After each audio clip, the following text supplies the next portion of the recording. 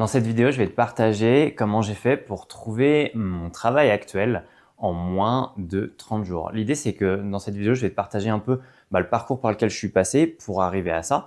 Et à la fin de la vidéo, je te partagerai la méthode que j'utiliserai demain si je devais me remettre à trouver du travail. Actuellement, moi, je suis réceptionniste dans un village vacances. Je suis en CDI, je travaille dans le Vercors, dans les montagnes. Et pour te remettre un peu le contexte, en mars 2025, donc en janvier-février 2025, j'étais encore chez ma grand-mère, en dessous de La Rochelle, et j'ai passé 6 mois avec elle. Et fin 2024, j'ai rebossé chez Lidl pendant 2 mois, parce que j'avais déjà fait un passage chez Lidl en 2022. D'ailleurs, dans cette vidéo-là, là-haut, je mettrai le lien, je te partage mon expérience en tant qu'équipier polyvalent chez Lidl. Fin 2024, j'ai bougé chez ma grand-mère et je me suis dit, bon, on est là, il faut se mettre à trouver du travail. Et du coup, je me suis dit, bon, le plus simple, c'est de retourner travailler chez Lidl le temps de trouver autre chose. Je m'attendais à avoir la même expérience que la première fois. Et là, je suis tombé dans un magasin catastrophique. Et du coup, je suis parti avant la fin de ma période d'essai parce que le magasin il était vraiment dans un état abominable. Et du coup, c'était impossible de travailler correctement. Et du coup, j'ai décidé de partir avant la fin de ma période d'essai. Février, début mars 2025, j'ai décidé de rentrer chez mes parents en Isère. Et je suis rentré chez mes parents et puis c'est passé à peu près 2-3 semaines de battement avant que je me dise bon on est encore de retour.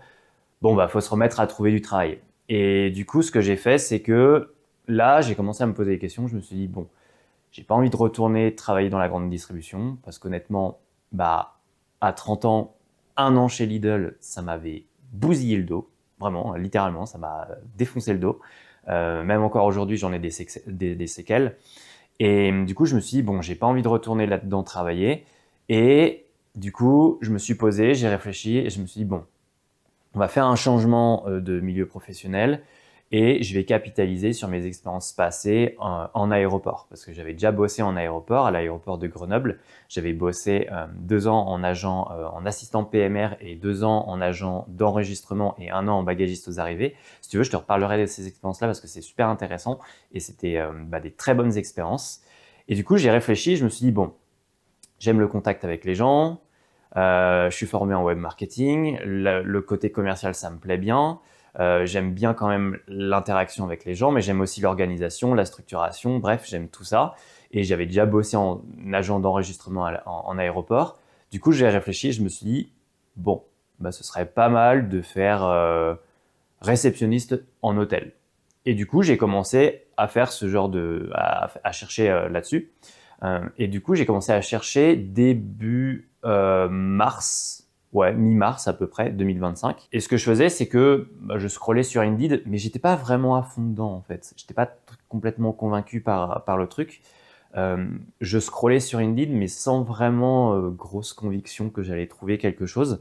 Et en même temps, j'étais un peu frustré parce que le peu de candidatures que j'avais envoyées, j'avais pas de réponse des entreprises. Du coup, ça me pétait les couilles parce que je me disais, putain, ça fait chier, j'envoie des trucs et en fait, on me répond pas, c'est chiant.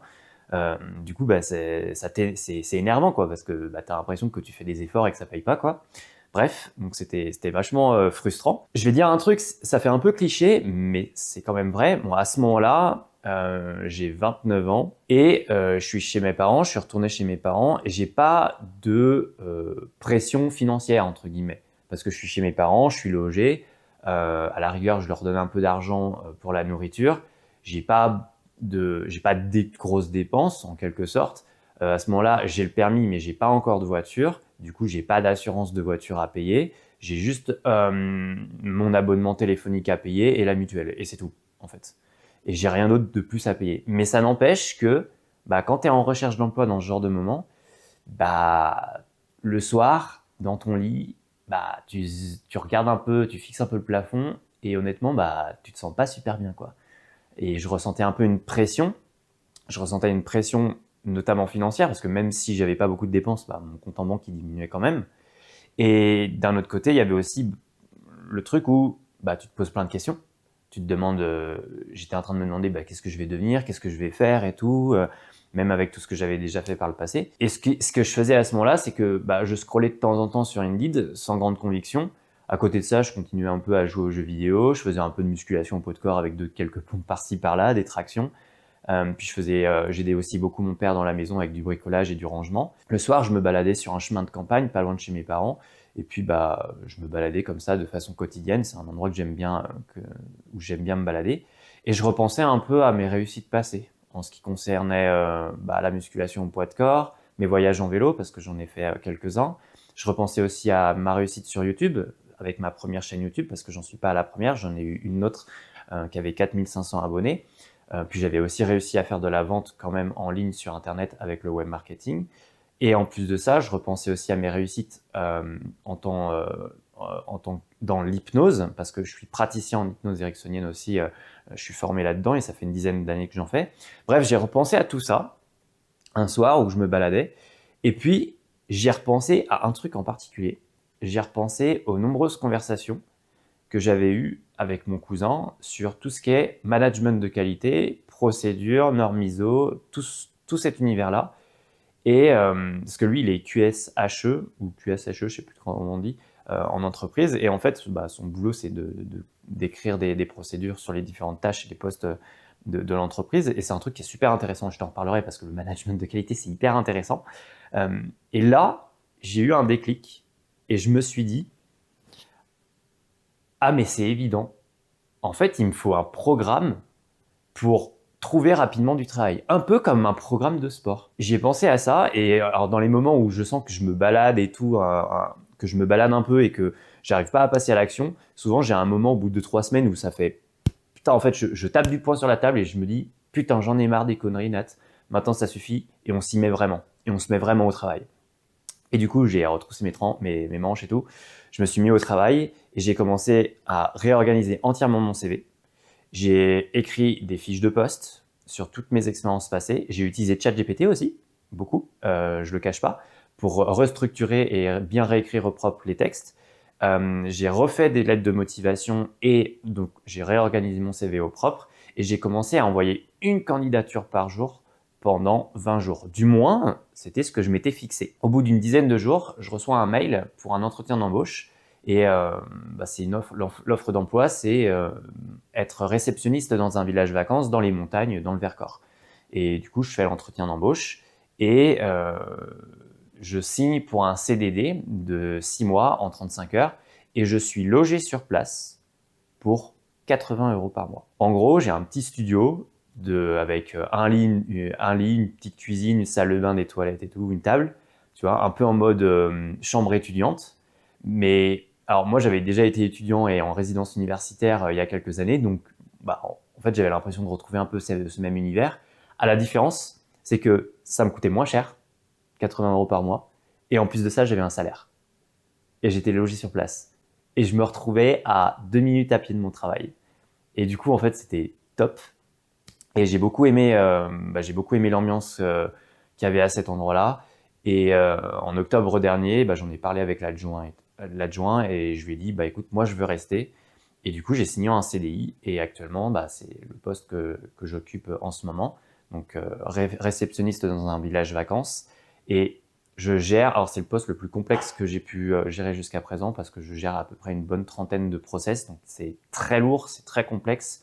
Il y a beaucoup de personnes qui pensent que c'est une planque, mais en fait, ça ne l'est pas du tout. Et on gère énormément de choses. Ce CDI, ça m'a permis mi-décembre 2025 et début janvier 2026 d'avoir mon premier appartement.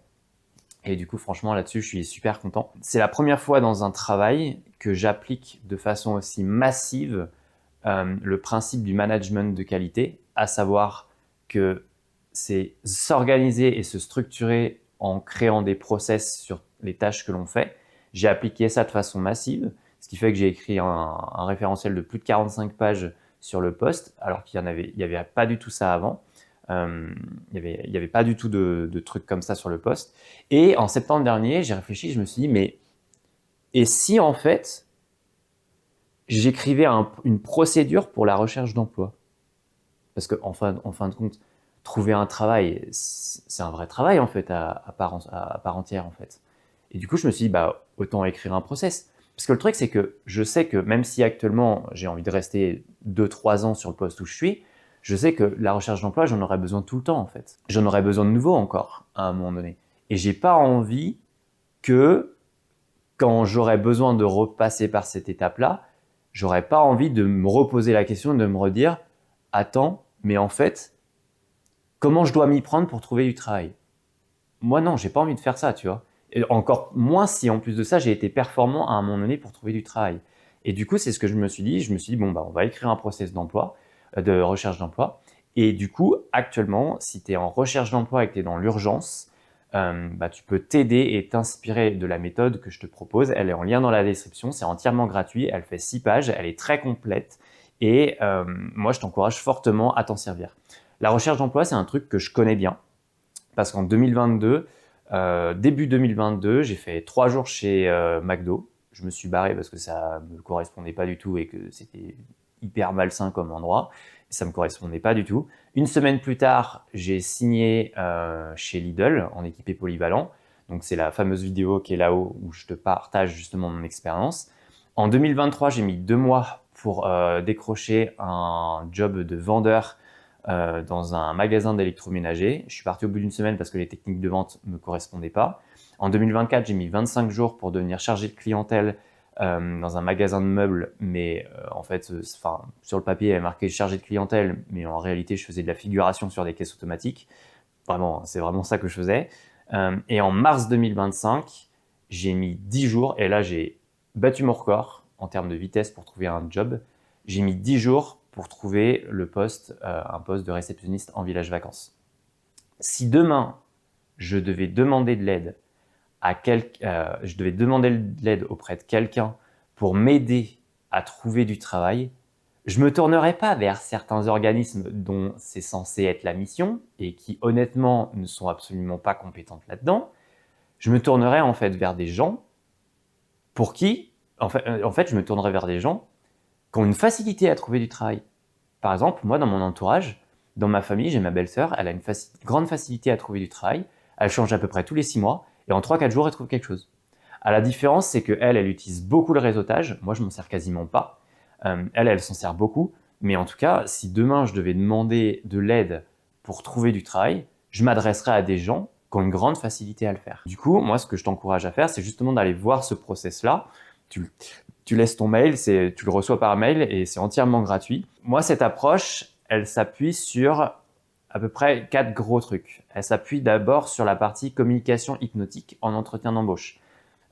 Puisque mon métier à la base, et je suis formé là-dedans, je suis praticien en hypnose ericksonienne, et du coup, j'utilise en effet volontairement cette façon de communiquer en entretien d'embauche pour, entre guillemets, faire mouche avec le recruteur. Et c'est beaucoup plus efficace. Et je le vois, hein, je l'ai vu plusieurs fois, c'est beaucoup plus pertinent. Ensuite, j'utilise l'approche du web marketing parce que moi, j'aime bien dire un truc, mais en fait, trouver un employeur, c'est comme trouver un client.